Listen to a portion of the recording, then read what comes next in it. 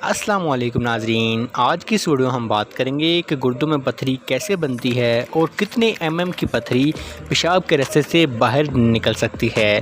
दोस्तों, गुर्दों में पथरी बनने की मुख्तलिफ वजूहात हो सकती हैं, जिनकी वजह से अक्सर औक़ात बहुत शदीद दर्द का सामना करना पड़ता है, जो कि बर्दाश्त के बाहर होती है। इसलिए इसकी मुख्तलिफ वजूहात पर नज़र डालेंगे, जिनमें नंबर 1 पर आता है पानी का कम पीना, यानी कि लेक ऑफ वाटर। दोस्तों, हमारी बॉडी 70% वाटर पर मुश्तमिल है, जिसका मतलब है कि बॉडी में पानी की बहुत ज़्यादा ज़रूरत होती है। मुख्तलिफ रिएक्शंस और फंक्शन वगैरह को मुकम्मल होने के लिए पानी की बहुत ज़्यादा ज़रूरत होती है।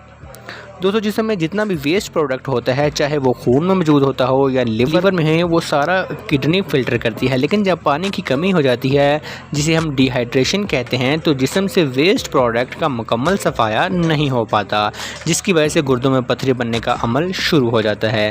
दोस्तों, नंबर 2 पर आता है बहुत ज़्यादा एक्सरसाइज का करना या बहुत कम एक्सरसाइज का करना।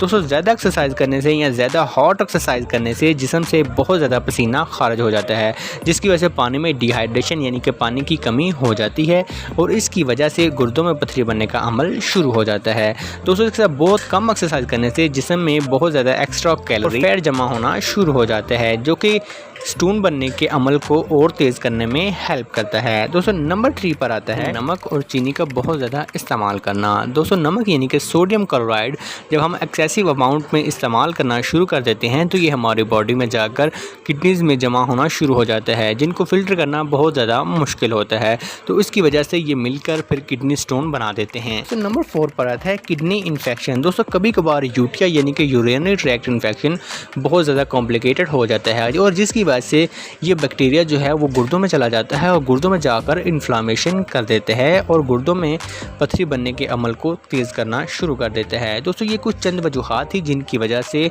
गुर्दे के अंदर पथरी बनना शुरू हो जाती हैं। दोस्तों, अभी हम बात कर लेते हैं कि कितने की पथरी पेशाब के रास्ते से बआसानी गुजर सकती है। दोस्तों, आमतौर पर 5 पथरी जो है वो पेशाब के रास्ते से गुजर सकती है, लेकिन कभी कभार 6 की पथरी भी गुजर जाती है। अलबत्ता 6 से बड़ी पथरी जो है वो आमतौर पर पेशाब के रास्ते से गुजरना मुश्किल हो जाता है। और ये पथरी निकलने का अमल, अगर आप पानी को अच्छी तरीके से पीते हैं, बहुत ज़्यादा पानी का इस्तेमाल करते हैं, तो ये पथरी खुद ब खुद 31 दिन के अंदर गुर्दों से बाहर निकलना शुरू हो जाती है। तो उम्मीद करता हूँ आपको पथरी की वजूहात समझ आ गई होंगी और ये भी समझ आ गया होगा कि कितनी की पथरी गुर्दों से बआसानी निकल सकती है।